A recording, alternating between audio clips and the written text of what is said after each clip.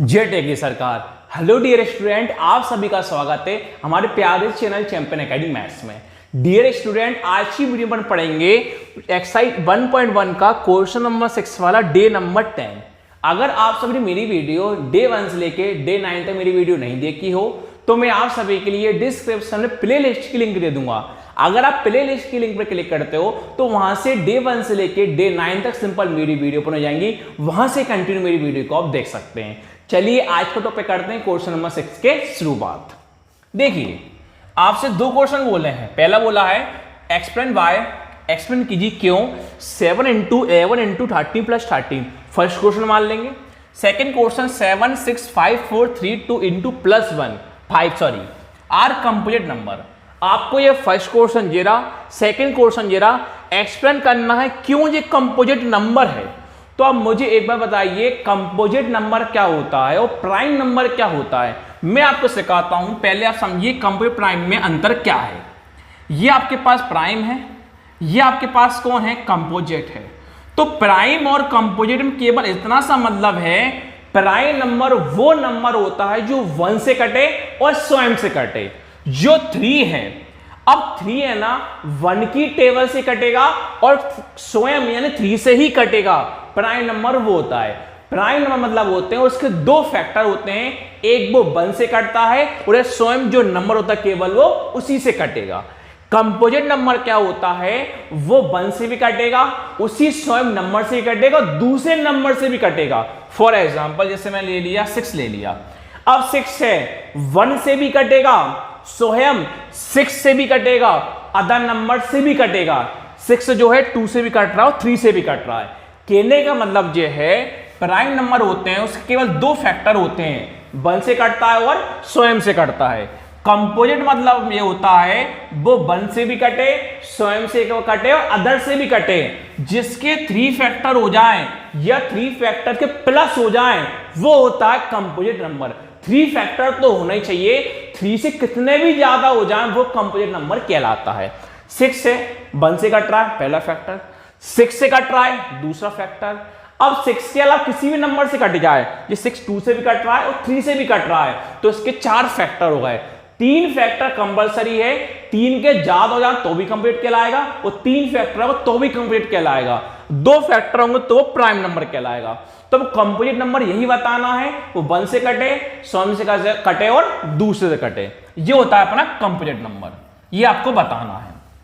अब देखिए लेट, अपन लिखा लेट, पहले को नाम मान लेंगे ए और दूसरे को मान लेंगे बी, तो लिखा लेट। पहले को लिखा अपन ने 7 इंटू 11 इंटू 13 प्लस 13। अब देखिए प्लस के इस साइड और प्लस के इस साइड दोनों में जो सेम होगा वो हम ले लेंगे कॉमन। प्लस के साइड 13 है और प्लस के साइड कौन है, 13 है, दोनों में सेम कौन है, 13, तो 13 हम ले लेंगे कॉमन। अब 13 का सभी नंबर हम करेंगे डिवाइड। 13 के टेबल में 7 आता है क्या, नहीं है तो 7 का 7 लिख दो, इंटू का इंटू। 13 के टेबल में 11 आता है क्या, नहीं आता, 11 का 11 लिख दो, इंटू का इंटू। 13 की टेबल में 13 कितनी बार में आता है, 1 बार में आता है, प्लस का प्लस। 13 की टेबल में 13 कितनी बार में आता है, 1 बार में आता है। तो पहले इंटू होता है प्लस होता है, पहले कौन होता है, इंटू। तो हम कौन करेंगे पहले, इंटू। ए 13 का 13 करते हैं इंटू, 7 टू 11 77, 77 इंटू 1 77 ही होगा, प्लस का प्लस 1 का 1, ए का ए 13 का 13, कुछ ना क्या मानते हैं इंटू। 77 प्लस 1 कौन होगा, 78। अब देखो इसके काफी फैक्टर हैं, क्यों, 2 फैक्टर हो तो प्राइम नंबर है, 3 फैक्टर है तो वो कंप्लीट नंबर। देखो 13 एक फैक्टर, 78 2 फैक्टर और इंटू में 1 तो हमेशा मानते ही हैं, तो कितने फैक्टर होगा इसके, 3 फैक्टर हो गए। तो ये कौन नंबर कहलाएगा, कंप्लीट नंबर कहलाएगा। ये मत सोचना सर 2 ही तो फैक्टर आए, 1 तो हमने लिखा ही नहीं, 1 को कभी लिखा नहीं जाता, 1 तो हमेशा माना जाता है। अगर केवल 13 अकेला होता तो ये कंपोजिट नंबर नहीं कहलाता, पर अभी 13 इंटू 78 ये 2 नंबर हैं और तीसरा हम समझने के लिए कितना मान लेते हैं, 1, तो कितना नंबर होगा, ये 3 नंबर, यानी कौन कहलाएगा, ये कंपोजिट नंबर कहलाएगा। तो अब लिख लोगे the given number is divisible by 13,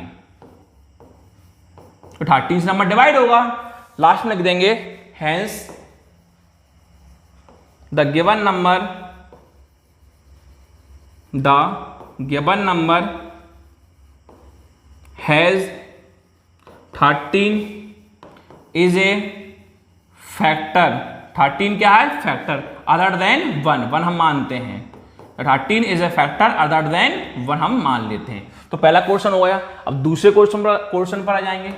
दूसरा हमने लिखा लेट v, एंड करके v मान लो, ये दो लेट लिख लो, बात वही पड़ेगी। एंड कौन लिखेंगे हम? b। क्वेश्चन कौन था? 7 6 5 4 3 2 1 प्लस में 5, यही देखते हैं। हाँ यही वाला है। आपको देखना है प्लस के इस साइड और प्लस के साइड दोनों में सेम कौन है। तो आप बोल दोगे प्लस के इस साइड और प्लस के साइड दोनों सेम कौन है? 5 है। तो 5 के ले लोगे आप, कॉमन ले लोगे। 5 का सभी में आप डिवाइड करोगे। 5 की रिजल्ट 7 आता है क्या? नहीं आता। 5 की रिजल्ट 6 आता है क्या? नहीं आता। 5 की रिजल्ट 5 कितनी बार में आता है? 1 बार में। 5 की रिजल्ट 4 आता है? नहीं आता। 5 की रिजल्ट 3 आता है? नहीं आता। 5 की रिजल्ट 2 आता है? नहीं आता। 5 की रिजल्ट 1 आता है? नहीं आता। प्लस 5 की रिजल्ट 5 कितनी बार में आता है? 1 बार में। तो अब कौन कर दोगे आप? इंटू करते हैं। 5 का 5 इंटू करते हैं। 7 6 जा 42, 42 इंटू 1 42, 42 दिया 42 into 4 168, 168 into 3 504, 504 into 2 1008, 1008 into 1 1008। Plus में कौन है? 1 है। तो v इक्वल टू 5, क्वेश्चन क्या मानते हैं? Into 1008 plus 1 1009। इसके कितने फैक्टर हो गए? 3 फैक्टर, 1 फैक्टर 2 फैक्टर, तीसरा समय कितना मान लेते हैं? 1 मान लेते हैं। तो लिख दो बस line, the given number is divisible by 5। जो आंग होता है वो लिख देते हैं, the given number is divisible by 5। Hence कमा लगाओगे, the given number has 5 is a factor other than 1। को 5 का फैक्टर कौन होता है? अदर भी होता है, यानी 1 होता है। इस प्रकार हमारा क्वेश्चन खत्म हुआ। अगर आप सभी को मेरी वीडियो अच्छी लगी हो तो प्लीज चैनल को लाइक करना, शेयर करना, सब्सक्राइब करना। Thank you.